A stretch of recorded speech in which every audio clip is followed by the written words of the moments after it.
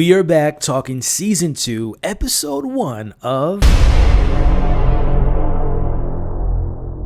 We open with a fight in the sky between Invincible versus Immortal. We see that Immortal has the upper hand on Invincible up until Omni-Man comes out of nowhere and immediately cuts off Immortal's arm and hits him with a two-piece combo, followed by chopping off his other arm as he cuts off his head, leaving Mark to crushing it. Now, Omni-Man was hopeful that Immortal would see the truth just as Mark did. We learn that Mark and him are in search for something. We hear Mark on a loop giving a speech to the remaining people of this Earth after they took over this planet to be a part of their Ventrum Empire. We meet members of the survivors of this Earth's resistance group as we have Robot, a hardened version of Eve, and we meet a version of a new and very important character for this new season by the name of Angstrom, as he's found what is called null energy, which is supposed to affect Omni-Man, which, speaking of, they find this resistance hangout. As Robot hits Omni-Man with his energy blast and it does absolutely nothing to him, we see that they proceed to take out these members of the group with ease. See, Mark shows Eve mercy by not killing her, but instead he paralyzes her and says that someone's going to take care of her as they are prepared to kill the ones left. See, Angstrom promises them justice will come to them, and just as he's about to die, a portal appears and he vanishes, leaving the rest to die. As we'll learn later, this is a whole different universe altogether, one in which Mark doesn't fight his dad, but instead he joins him. Cut to seeing our version of Mark, let's call him Prime Mark, as he's visiting the mountain where he last saw his dad who almost killed him, as we see that he's trying to be the hero that this world needs, as he's stopping fires, he's stopping a rhino villain, he's stopping robbers and helping those that are in need. But we see he still suffers from PTSD at moments, and he still thinks about that day as we are witnessing life after Omni-Man. You see Mark and his mom Debbie are both trying to get back to some type of normalcy in their regular life. Cut to the Mauler twins back in prison trying to convince Pete to give them better food after sparing his life last season because they could have killed him, but they didn't because they like him, and they promise next time that they escape that they won't kill him, which, speaking of escaping, the same portal appears in their cells and they leave. As they arrive to a whole different world where the prison is there and Pete's dead corpse is also there, we meet the Prime version of Angstrom.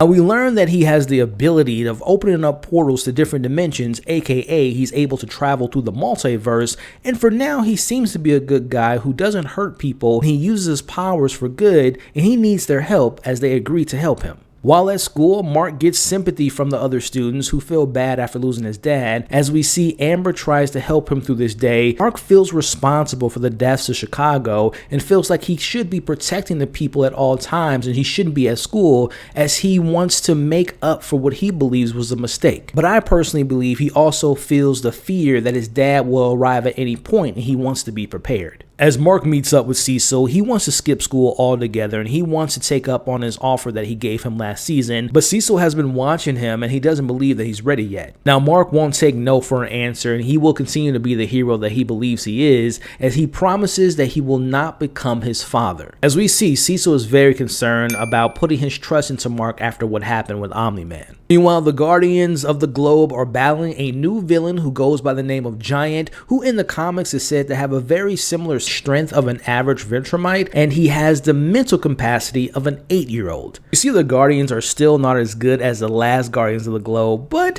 they are definitely working together a lot better than when we last saw them last season, as it appears that Monster Girl and Ruby have grown closer as well, and now he's in a suit and he's learning what fear is actually like. Back with Angstrom and the twins, he shows them his encoder. Now, this has the ability to read and copy humans' minds, but he can't get it to work without them, as they want to know what's in it for them. As he says, he'll grant them access to any dimension that they choose, as they agree to help as long as he finds them a world that has no superheroes, good food, and that they will be looked at as gods. As we find out that all of these different dimensions are slightly similar, but most of them are completely different. As the Prime one that we've been following was the only Earth in which Mark doesn't choose to help his dad in taking over the planet, as Angstrom plans to take each dimension's uniqueness and share them amongst the other worlds in order to make them better and helping them in their needs, which to me sounds a lot like what Viltrum plan is, but so far he seems to be a good person with good intentions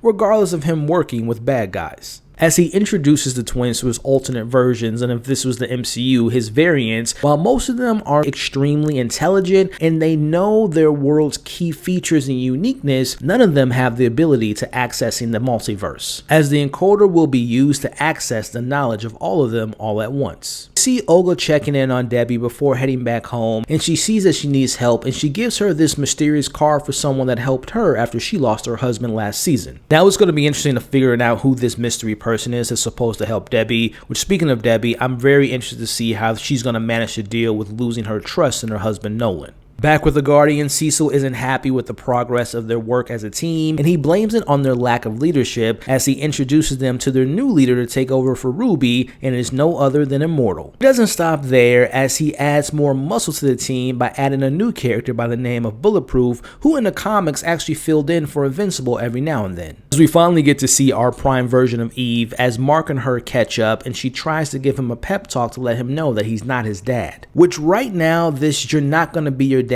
seems to be a very big theme of this new season, from seeing the alternate universes and learning that Mark actually teams up with his dad, to seeing people like Cecil doubting the trust of Mark. It will be very interesting to see what will happen if and when his dad reappears, and will he immediately want to fight his dad, or will he potentially join him? In this episode, with Mark paying a visit to Cecil again, he's ready to work for him. He has perfect timing because they have been tracking the twins as they see that they have activated their machine, and Cecil wants Mark to stop them. As the 1,000 minds of Angstroms are synced together, the twins let him know that he can't forget who he is, as Angstrom promises that he's ready, and in comes Invincible and the fight begins. Angstrom tries to convince Mark that he is doing this for the greater good, but it is hard to believe and trust him after seeing what he walked into, plus he's heard that line before, as Angstrom calls him back up all the previous Maulers he's worked with that couldn't help get his encoder to work, as they have arrived to stop and kill Invincible. Now, Invincible manages to hold them off for a little bit, but unfortunately he is overwhelmed and beaten down, as Angstrom wants them to stop because they're going to kill him. He doesn't want to watch someone hurt, let alone get killed. As he continues to see this happen, he eventually unplugs himself and causes complete chaos and destruction,